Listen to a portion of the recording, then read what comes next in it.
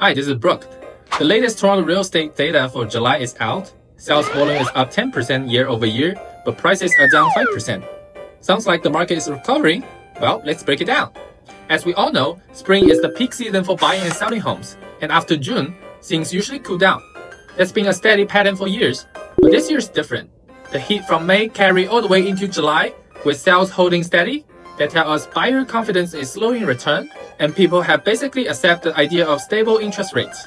Sellers, on the other hand, are also starting to accept the slow market, closing deals at lower prices. New listings are up 5% from last year, which is actually quite healthy for a down year. We're not seeing a wave of panic selling where everyone dumps their home at once.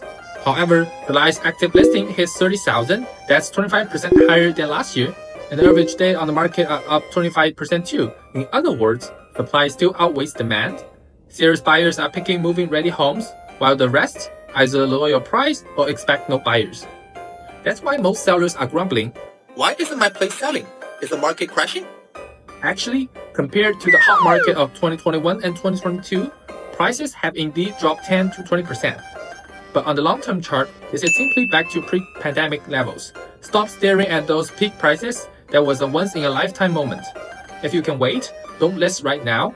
You'll be competing with 30,000 other homes. If you need to sell urgently, face reality and make your move. Condos are playing a different game.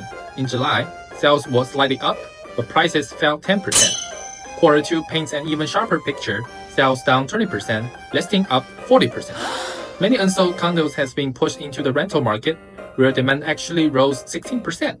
Why? Too many new builds, and with high interest rates, first-time buyers still cannot afford to purchase, so they rent instead. What's next?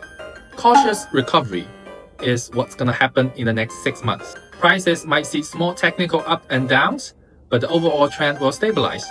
Interest rates haven't moved for 3 straight meetings, and there's a decent chance the United States could cut rates by year end. If that happens, mortgage payments will drop, buying power will surge, and the market will heat up again. If you are planning to buy your first home, now is the time to watch the market and prepare. Once rates fall and the economy stables, demand could rebound in 2026. Don't just focus on prices. Get a finance and risk plan in place. In Toronto's roller coaster market, stability is the best seatbelt. Please follow and like my video. I'll share more.